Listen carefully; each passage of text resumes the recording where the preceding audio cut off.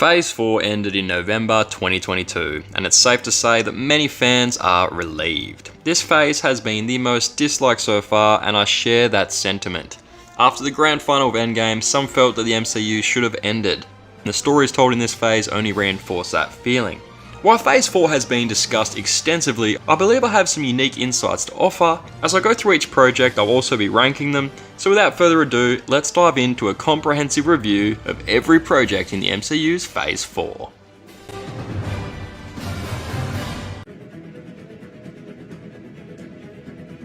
The long-awaited solo movie for one of the most badass Avengers unfortunately fell short of my expectations. Don't get me wrong, it wasn't the worst movie of Phase 4, but the hype surrounding it left me feeling quite disappointed. The movie had so much potential, especially with the introduction of the Red Guardian. This character could have been a blast to watch, but instead he was reduced to a mere punching bag. Even Yelena, another promising character, failed to leave a significant impact on me. It's a shame really, because Black Widow could have been an amazing film, but alas, it fell short. I'm putting this in the D tier. Shang-Chi and the Legend of the Ten Rings was a unique and enjoyable ride. The protagonist, Shang-Chi, was incredibly likeable and made for an engaging lead. However, that's pretty much where the positives end for me. The final battle was frankly just plain silly and way over the top, and the villain, I mean, come on, we're talking about the Mandarin here. But instead of being intimidating, he came across as a strict dad at worst. And let's not forget about the sudden emergence of the secret organisation that had been hiding in the shadows. It just seems to come out of nowhere.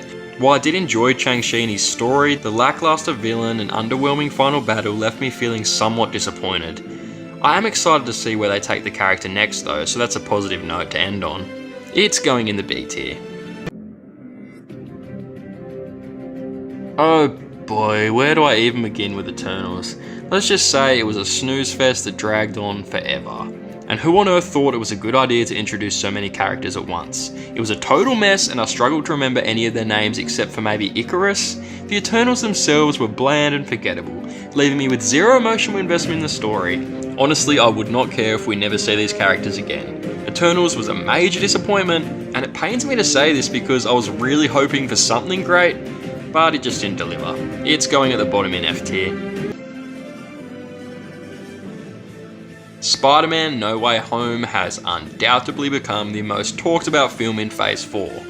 And for good reason. Seeing Tobey Maguire and Andrew Garfield reprise their roles as Spider-Man was a fantastic moment for fans of the franchise. The portrayal of the villains in the movie were equally impressive, although it's worth mentioning that some, like the Lizard and Sandman, didn't really need to be in the movie and felt more like an afterthought.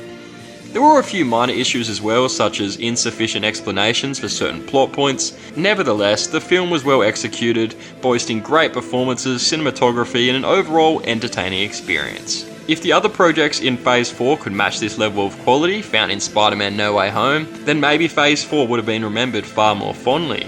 This is getting put in A tier for sure. Doctor Strange in the Multiverse of Madness had me hyped up like nothing else in Phase 4, except maybe Falcon and the Winter Soldier. However, it ultimately proved to be a major letdown. The movie only ended up exploring a mere 3 or 4 different universes, and the cameo characters seemed to only be there to be featured in the trailer. On the bright side, Wanda made for a pretty menacing villain, but overall the film was yet another missed opportunity. It had the potential to dive into the endless possibilities of the multiverse, but instead it only scratched the surface. I have to say, it was a real shame. Doctor Strange is a character that you can do so much with, but they just didn't do anything with it. I'm putting this in the D tier. Thor, Love and Thunder had me pretty disappointed, to be honest. My biggest issue with this movie is its lack of consistency. It can't seem to decide whether it wants to be an intense and dark film with gore or go full comedy. Unfortunately, the jokes barely even land, making it my least favourite Thor movie. Also, can't help but wonder why they took this character in such an overly comedic direction. Thor being a little bit comedic was great in Ragnarok, but this takes it to a whole new level, and the way they shoehorn the gods into the story just didn't sit right with me. Thor would have definitely mentioned them before, so it feels like they were thrown in there just for the sake of it. Overall, Thor Love and Thunder was a bit of a mess, it lacked consistency and failed to live up to the previous Thor films. I'm chucking this in E tier. Black Panther: Wakanda Forever is a movie that deserves a video all on its own, because it was just plain bad, and there are many reasons why. It was boring right from the start. I know I've said that about a few other Phase 4 movies, but it's just the honest truth. To be frank, this movie didn't need to exist. It felt like they were just trying to milk the success of the first Black Panther movie without really putting as much effort into it. And of course they had to shoehorn in the underwater kingdom, because apparently a huge theme in Phase 4 is shoehorning shit into existence. Honestly, I can barely remember anything about this movie because it was just so forgettable. It's a real shame because Black Panther was such an important film, but Wakanda Forever just feels like a shallow attempt to cash in on its success. Yep, it's going in the F tier. WandaVision was a rollercoaster of emotions for me. The first few episodes had me hooked with a unique take on the classic sitcom format and the mystery of what was going on. However, as the show went on, it became very clear that it was going to end in typical Marvel fashion, with a big explosive final that felt like a letdown compared to the more subtle, character-driven early episodes. And speaking of characters, while I love Elizabeth Olsen as Wanda, the show's attempt to make her sympathetic felt a little misguided. She did some pretty terrible things in the show, and I'm not sure that the writers even fully grappled the weight of those actions. I enjoyed WandaVision, but I feel like it could have been something special. Not terrible, but just okay. It's going in the C tier. The Falcon and the Winter Soldier was undeniably my most highly anticipated project in Phase 4, since I'm a huge fan of Captain America. One of the highlights of the show was the introduction of John Walker. I know this character got a lot of hate online, but I found him to be pretty intriguing with complex motivations. The return of Zemo was also a welcome addition that added depth to the story. However, the primary villain of the show felt a little lackluster and failed to leave a lasting impact. Falcon's version of Captain America was awesome though. The Falcon and the Winter Soldier was an enjoyable and entertaining experience. While it may not have the same level of rewatchability as some of the other MCU projects, it was definitely worth the ride for any fan of the franchise and a fitting continuation of the Captain America legacy, and that's why it's going in B tier. Loki was a series that started off with a fantastic premise and had a lot of potential. However, it ended up taking a direction that I found disappointing. The concept of a single timeline with no free will or choice undermines the importance of decision making and took away from the stakes of other Marvel projects. The introduction of Kang, a significant villain in the Marvel Universe, was also underwhelming. It felt that his portrayal in a TV show was a lackluster introduction. Despite its flaws, the show did manage to hook me in for a second season, and that's certainly credit to the show's compelling storyline.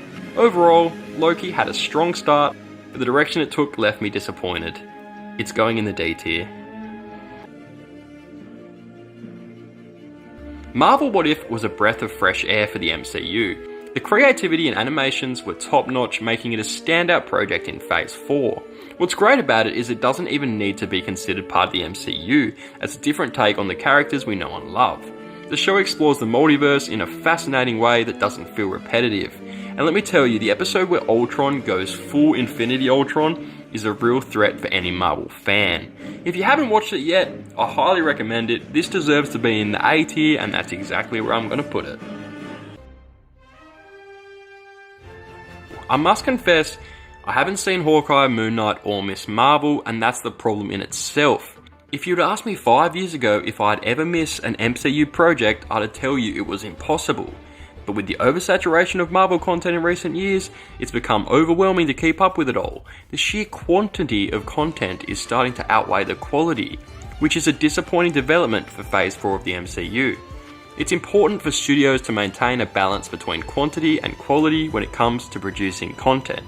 While it's great to have a plethora of options available, it's also crucial that each project is given the time and attention it deserves to ensure success. Hopefully Marvel will take this feedback into account moving forward and focus on delivering high quality content that fans will truly enjoy. Anyway, since I haven't seen these shows, I'm putting them in C tier. She-Hulk Attorney at Law is the first Marvel Cinematic Universe project that I started but had absolutely no interest in finishing. I made it to episode 3 or 4, but it was just plain bad. I'm sorry if that's not the most detailed criticism, but it's the truth. The show refused to have any real substance or thought put into it, so my criticism of it is the same. In my opinion, it was a crappy show that never should have been made. Like, who asked for this? Seriously, anyone? Yeah, it's going straight in F tier. And there we have it, the complete Phase 4 retrospective. I did leave out a few of the smaller projects, but they don't really make a difference overall. And as you can probably tell by now, Phase 4 was pretty fucking bad except for a few standouts. I just hope that Phase 5 learns from all these mistakes and takes a much needed change of approach. I love Marvel, but they are really missing the mark lately. And if they don't do something, the cinematic universe will fail. Hey, I put a lot of effort into these videos, so please hit that like button and consider subscribing. I really appreciate you watching. With all that said, I'll hopefully see you in the comments, and that's the end of the show.